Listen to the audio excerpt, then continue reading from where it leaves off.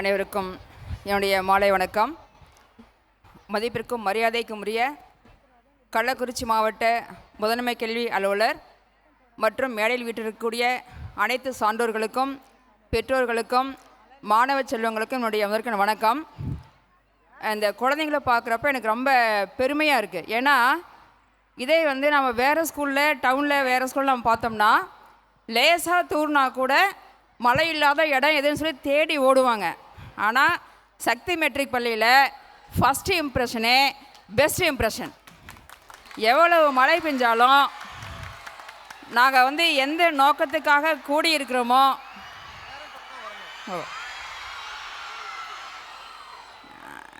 இல்லை பேசுகிறதுக்கான சத்தமாக இல்லை ஸ்டாப்னு சொல்கிறீங்கன்னு தெரியல. சரி, இந்த ஸ்கூலுடைய 38வது ஆண்டு விழா. நான் இந்த ஸ்கூலை 25 வருஷமாக பார்த்துட்ருக்கேன். கால் நூற்றாண்டு காலம் 5 குழந்தைகளோடு பார்வதி அம்மா மூலமாக இந்த ஸ்கூல் ஆரம்பிக்கப்பட்டது. கொஞ்சம் கொஞ்சமாக பார்வதி மேடத்துக்கு அப்புறமா ரவி டேக் ஓவர் பண்ணும்போது நான் இந்த ஊருக்கு வரேன். கல்யாணம் பண்ணிக்கிட்டு இங்கே வரேன். ரவியை பொறுத்த வரைக்கும் அதிகமாக பேச மாட்டாப்புல. செயல்பாடு அவ்வளோ சுறுசுறுப்பாக இருக்கும். பேச்சு 1% அப்படின்னா செயல்பாடு 99%. சாந்தி கல்யாணம் ஆகி வந்ததுக்கப்புறம் ஆச்சரியமாக நான் பார்த்த தருணங்கள் நிறைய. எவ்வளவு சின்ன வயசில் பேரண்ட்ஸ்கிட்ட பசங்கக்கிட்ட அதனுடைய அணுகுமுறை நமக்கே ரொம்ப ஆச்சரியமாக இருக்கும். இப்போ அடுத்த ஜென்ரேஷன் பார்வதி மேடத்துடைய பேரண்ட் சக்தி, அவங்க அப்பாவுடைய செயல்திறன், அவங்க அம்மாவுடைய விவேகம், அவங்க பாட்டினுடைய லீடர்ஷிப் குவாலிட்டி எல்லாம் ஒன்றா சேர்ந்து ஒரு மிகச்சிறந்த தலைமை உங்கள் ஸ்கூலுக்கு கிடச்சிருக்கு. சக்தி எங்கே இருக்காப்புல? சரி, இப்போயும் பாருங்க, உங்கள் ஸ்கூல் ஃப்யூச்சர் சேர்மன் ஸ்டேஜில் இல்லை. என்ன நடக்குதுன்னு சொல்லிட்டு கடமையே கண்ணா இருக்கார். அடுத்தது பேரண்ட்ஸ்க்கு ஒரு சின்ன பேரண்ட்ஸ் முதல்ல பேசிடலாம், அப்புறம் குழந்தைங்கிட்ட வரலாம். மழை பெய்தாலும் நான் 4 வார்த்தை பேசி தான் ஆகணும். எல்லா பேரண்ட்ஸ்க்கும் மனசில் ஆசை இருக்கும். நாம் வாழ்க்கையில் என்னென்ன விஷயங்கள் நமக்கு கிடைக்காம போச்சோ அந்த விஷயங்கள்லாம் என்னுடைய குழந்தை கிடைக்கணும் அப்படின்னு தீராத ஒரு தாகம் இருக்கும். அந்த தாகம் அளவுக்கு அதிகமாக போணுச்சுன்னா நம்ம குழந்தைங்கள மற்றோட கம்பேர் பண்ண தூண்டும். தயவுசெய்து என்னுடைய kind request to all parents, தயவுசெய்து உங்கள் குழந்தைங்கள மற்ற குழந்தையோட கம்பேர் பண்ணாதீங்க. அதே மாதிரி காசு கொடுத்தா எல்லாமே கிடைக்கும். அதே நேரத்தில் உங்களுக்கும் சொல்ல போகிறேன் பின்னாடி. அதே நேரத்தில் காசு கொடுத்தா எல்லாமே கிடைக்கும் அப்படிங்கிற மென்டாலிட்டி வேண்டாம். நம்ம குழந்தைங்க நம்மக்கிட்ட பேசுகிறதுக்கான சுதந்திரம் இருக்கணும். நாம் என்ன நினைக்கிறோம் அப்படிங்கிறத பேரண்ட்ஸை ஷேர் பண்ணக்கூடிய சுதந்திரம் இருந்தது அப்படின்னா ஒரு நல்ல தலைமுறை உருவாக வாய்ப்பு ரொம்ப அதிகம். ஸ்கூலில் இருக்கிறவங்களாம் secondary teacher. Secondary means first teacher parents, ஸ்கூலில் இருக்கிறவங்க செகண்ட் அப்புறமா வர்றவங்க தான். அடுத்து குழந்தைங்க. உங்களுக்கு முதல்ல நான் ஷேர் பண்ண விரும்புகிறது ஆசிரியர்னா யாருங்கிறதுக்கு நம்ம பழைய காலத்தில் ஒரு சின்ன உதாரணம். நீங்கள் ராமாயணம் கதை கேட்டிருப்பீங்க. எனக்கு ரொம்ப பிடிச்ச இடம் ஒன்று உண்டு ராமாயணத்தில். வசிஷ்டர்னு ஒரு முனிவர் இருப்பார். அவர் என்ன பண்ணுறாரு, ராமரை காட்டுக்கு போகிறாரு. அங்கே மிதிலையில் தசராஜாவுடைய பொண்ணை பார்க்குறாங்க, சீதாவை பார்க்குறாங்க. அப்போ வசிஷ்டர் ஒரு தகவலை மட்டும் அனுப்புகிற தசரதற்கு, உன்னுடைய பையனுக்கும் சீதாதேவிக்கும் கல்யாணம், நீங்கள் ஒரு விஷயத்தை நீங்கள் பார்க்கணும். இந்த இடத்துல பர்மிஷன்லாம் கேட்கல. ஒரு குழந்தைக்கு கல்யாணம்னாக்க முதல்ல யார் பர்மிஷன் கொடுக்கணும்? அப்பா கொடுக்கணும். அங்கெல்லாம் பர்மிஷனே கேட்கல. உன்னுடைய பையனுக்கும் இங்கே மிதிலினுடைய ஜனக மகாராஜனுடைய பொண்ணுக்கும் கல்யாணம். அதை அந்த ராஜா அக்செப்ட் பண்ணிட்டு கல்யாணத்துக்கு ஒரு கெஸ்ட் மாதிரி தான் அப்பா வர்றார். அந்த ஆசிரியருடைய சொல்லுக்கு அவ்வளவு மதிப்பு மரியாதை. அதே மாதிரி மகாபாரத்தில் அதே மாதிரி தான். கர்ணன் ஒரு அருமையான கேரக்டர். அர்ஜுனனை விட மிகச்சிறந்த ஒரு ஆளுமை. ஆனால் பல காரணங்களால் நிறைய விஷயங்கள் வெளியே வராமல் போயிடுச்சு அவருக்கு அந்த நல்ல நேரத்தில். பரசுராமர் அவருடைய குரு.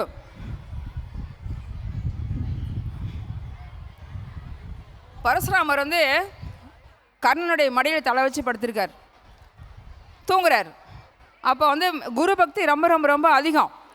அந்த சமயத்தில் ஒரு இந்திரன் வண்டு ரூபத்தில் கையை குடையிறார். ரத்தம் வருது. கர்ணன் வந்து பரசுராமர்கிட்ட போய் பேசி வந்து ஜாயின் பண்ணுறார். நான் வந்து சத்திரியன் அல்ல அப்படின்ட்டு. இவர் ஒரு பரசுராமரை பொறுத்த வரைக்கும் ராஜாக்களுக்கு பாடம் சொல்லி கொடுக்கக்கூடாதுன்னு அவர் நினைக்கிறார். ஒரு சவால் எடுத்திருக்கிறார். இந்த வண்டு வந்து குடஞ்சி ரத்தம் வந்து கீழே சொட்டி அவர் கண்ணை முழிக்கிறார். முழிச்ச உடனே ஒரு டீச்சருக்கு என்ன தோணும்? இவ்வளோ வலியை பொறுத்துக்கிட்டு கூட இருக்கிறாரேன்னு அவருக்கு தோணல.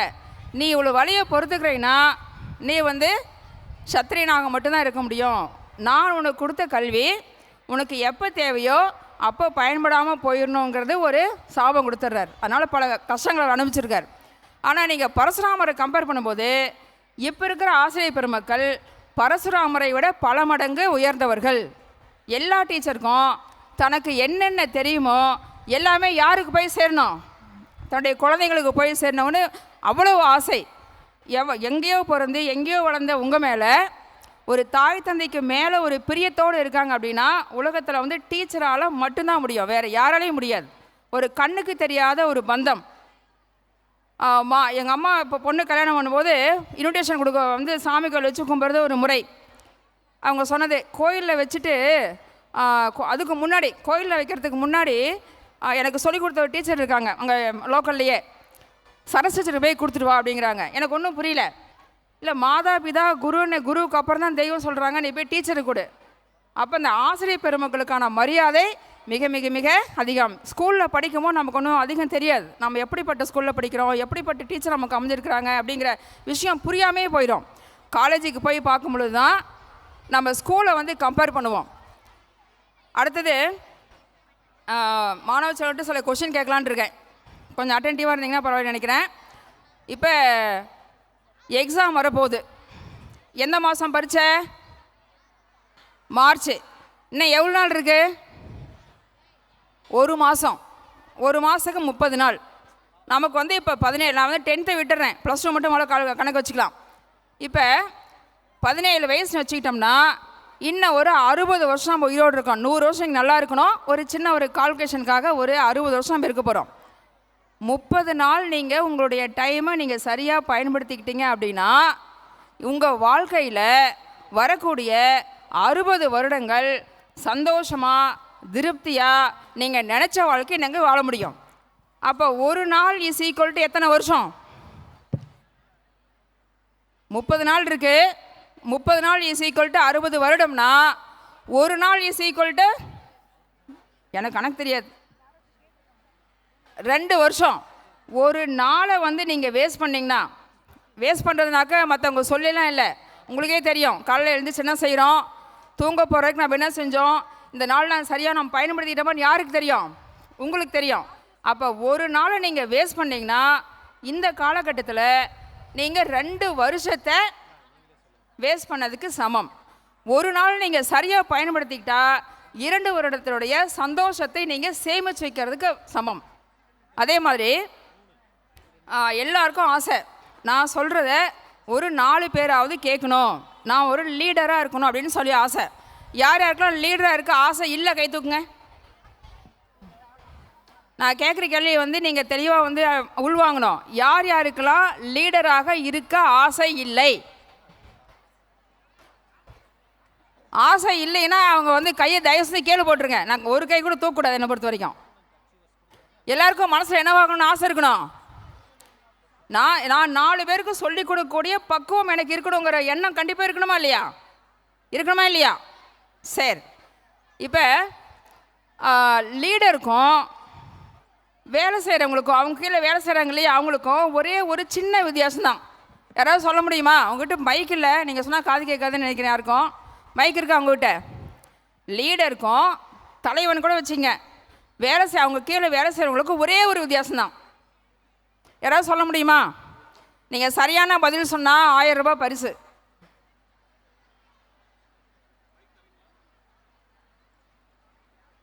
சரி, நானே சொல்லிடுறேன், டைமில் மழை வந்துடும். சொல்லி சொல்லி செய்கிறவங்க வேலைக்காரங்களாக தான் இருப்பாங்க. சொல்லாமல் என்னுடைய வேலையை நான் செய்கிறேன்னா அவங்க லீடர். அது எப்போ ஆரம்பிக்கும்? சொல்லி சொல்லி செய்கிறதும் சொல்லாமல் செய்கிறதும் ஒரு 40 வயசு ஆரம்பிச்சுக்கலாமா? எப்போ ஆரம்பிக்கும்? நீங்கள் ஸ்கூலில் படிக்கும் போது இருந்துக்கு முன்னாடியே கூட இப்போ ஸ்கூலில் படிக்கிறப்போ உன்னுடைய வேலை என்ன? காலையில் உங்கள் அம்மா வந்து உன்னை எந்திரி அப்படின்னு சொன்னால் என்ன அர்த்தம்? உங்கள் அம்மா சொல்லி நீ எந்திரிக்கிற. அப்போ அங்கே நீ வேலைக்காரங்களாக மாறிடுற. அவங்க சொல்லாமல் எந்திரிக்கணும், சொல்லாமல் உன்னுடைய வேலையை செய்யணும். அவங்க சீக்கிரம் கிளம்புன்னு சொல்லாமல் நீ ஸ்கூலுக்கு கிளம்பணும்.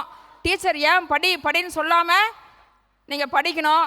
உன்னுடைய வேலையை மற்றவங்க சொல்லி செய்யாமல் நீங்களே செஞ்சிங்கன்னா நாளைக்கு அந்த லீடர்ஷிப் குவாலிட்டி இயல்பு உலகத்தில் அப்படியே வந்துகிட்டே இருக்கும். எல்லாருமே லீடர். ட்ரை பண்ணி பார்க்கலாமா? சக்தி ஸ்கூலில் இன்னும் ஒரு 10 வருஷம் கழித்து உங்களை எங்கேயாவது நான் பார்ப்பேன். நான் யாராக தான் பார்க்கணும்? யாராக தான் பார்க்கணும்? உங்களை லீடராக பார்க்கணும். பாருங்கள், உங்களுடைய வேண்டுதலை வந்து வர்ண பகவானை கேட்டு வர்ற மேலே உங்களுடைய சந்தோஷத்தையும் உங்களுடைய உற்சாகத்தையும் பார்த்துட்டு இந்த நாள் நீங்கள் நல்லா என்ஜாய் பண்ணுன்ட்டு கொஞ்சம் வந்து நின்றுருக்கார். அதனால் இந்த கலை நிகழ்ச்சிகள் நீங்கள் பார்த்து சந்தோஷமாக வீட்டுக்கு போகணும். அதுக்கப்புறம் ஒழுங்காக படித்து பாஸ் பண்ணி வெளில போகணும். வாழ்க்கையில் மிக உயரத்துக்கு போகணும் எல்லாருமே. வாழ்த்துக்கள். தேங்க்யூ.